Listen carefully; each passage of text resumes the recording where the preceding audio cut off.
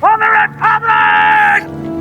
Throughout the Clone Wars, we get to see many awesome ships from the Venators to the ARC 170s, but have you ever wondered who made all of these ships for the Republic? Well, today I answer that question and more as I break down and discuss every ship and vehicle manufacturer that produced ships for the Republic during the Clone Wars. To kick off this list, we have one of the most prominent manufacturers during the Clone Wars, but honestly throughout the entire galactic history, and that was Kuat Drive Yards. Kuat was one of the major contributors to the Republic forces when it comes to manufacturing. Now, sadly, in canon, not much is known about the origins of Kuat Drive Yards, or KDY. However, in Legends, KDY was founded very early on in the Republic history by a group of rich humans known as the Ten. Within the Ten, the leading family was the Kuat family. This group of rich humans would spend a ton of time and money terraforming Kuat and building 6 large orbital shipyards. It's worth noting that in canon, KDY's parent company was the Techno Union though. Nonetheless, KDY continued to expand, creating a number of subsidiaries as well as purchasing a number of them as well. KDY was responsible for many of the Republic's most well-known vehicles, but also some that many people do not know about. The most famous Republic vehicle produced by KDY was arguably one of the most famous Republic vehicles overall, and that was the Venator. Though they created a number of other starships as well, including the Gladiator, which did not see service in the Republic but was made for the Republic, which shared its fate with the Imperator class Star Destroyer as well. Some of the more common ships that we see that they made was the Pelta class frigate and the extremely popular Acquaintance class light cruiser. Finally, they also made the Mandator II Super Star Destroyer. KDY was also known for the production of some of the Republic's most widely used ground vehicles as well, including the All-Terrain Recon Transport, or the ATRT, and the HAVW A6 Juggernaut Turbo Tank, as well as even lesser known vehicles like the All-Terrain Attack Pod or the ATAP. However, KDY also influenced many of the Republic vehicles through its subsidiaries, as I mentioned before. One of their most prominent subsidiaries was Kuat Systems Engineering, or KSE. Now, KSE was known for making starfighters for the Republic. Specifically, they made every single Jedi starfighter from the first version of the Delta 7s, as well as the Delta 7Bs, and later the Eta II class fighters used by the Jedi as well. Additionally, they were known for the very famous and widely used V-Wing, which saw a lot of service towards the end of the war and through the transformation to the Empire.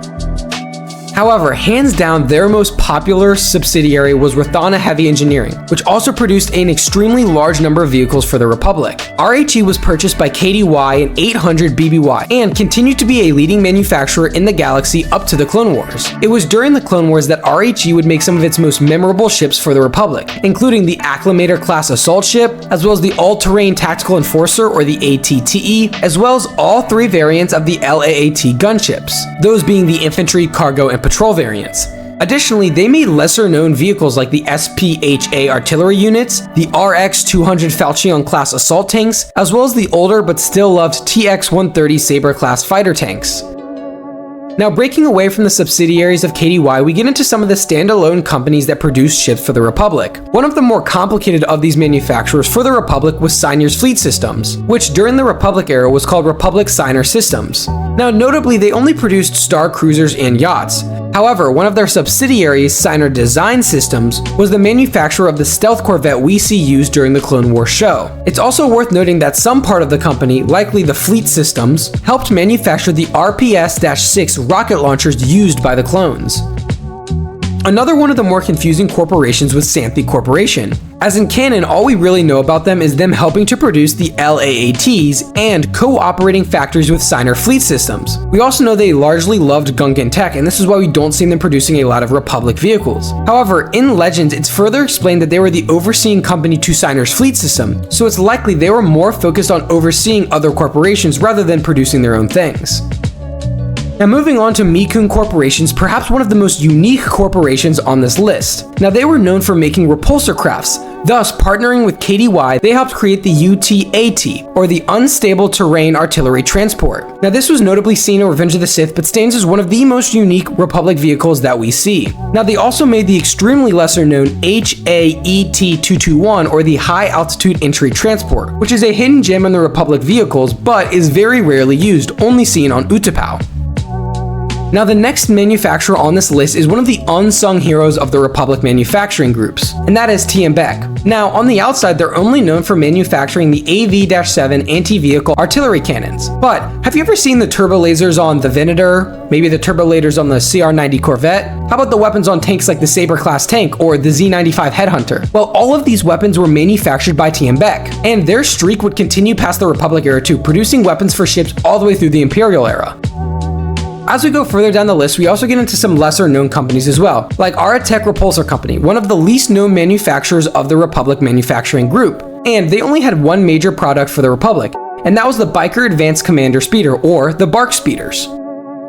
Another manufacturer that goes mostly unknown is Bespin Motors. Now, Bespin Motors was a lot like Aratech, and they made Republic speeders. Specifically though, they made the cold weather CK-6 swoop bike, though this was extremely less popular and less widely used than the BARC speeder.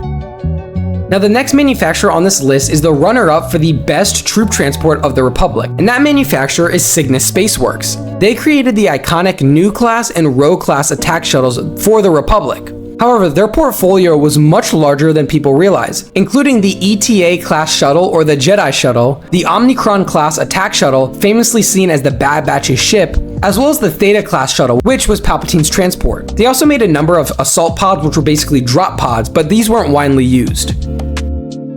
Our next manufacturer is one of the earliest manufacturers of starfighters for the Republic, and that is Slayn Korpil. Their most famous Republic ship was the V-19 turret and the T-6 Jedi shuttle. Both of these were seen early on in the war and continued to have use throughout the entirety of the war. Though they also made lesser known ships for the Republic, like the H-2 Executive Shuttle and the Praxis Mark I Turbo Speeder.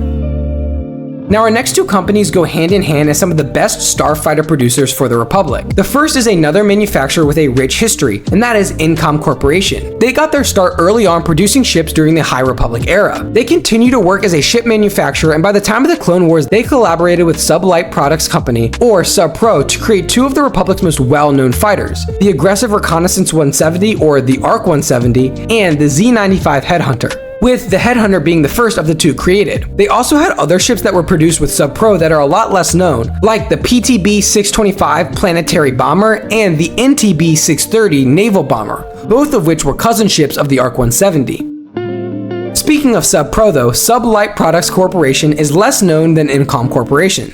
Not only did they have a limited history when it comes to building ships for the Republic, but outside of the fighters mentioned above, many of the ships that they produced were smaller shuttles and transports and they had no other products for the Republic. Now, our next manufacturer is again probably the most unsung hero of the Republic productions, and that is Koensayr Manufacturing. These were the sole producers of the Y-Wings. See, in canon, that's about all we know about them, that they produced the Y-Wings, but as it stands, that in itself is an incredible feat. However, in Legends, it's further explained that alongside being the producer of the Y-Wings, they were also a huge producer of parts, and it's stated that close to 50% of all ships in the galaxy had at least one part from Koensayr Manufacturing. Now, as we near the end of the list, we do have some very big players in the field still, like Corellia Engineering. This was one of the earliest manufacturers in the galaxy and made some of the older model of the ships that the Republic would use. They created the Koensayr class light cruiser and its retrofit, the Charger C-70 retrofit. They also made the CR-90 Corvette, which wasn't widely used by the Republic but still saw service with them. Additionally, they also made the G9 Rigger class fighter, the ship model of the Twilight that Anakin uses. And finally, the last manufacturer on this list is one that is not very well known, and that is Uulshos Manufacturing. Now, they were also known for making repulsor crafts and space yachts, but their only Republic product would be the infantry support platform. However, with that being said, we have covered every ship manufacturer who worked for and produced ships for the Republic military. I hope you all enjoyed, and make sure to like and subscribe if you want to see more content like this.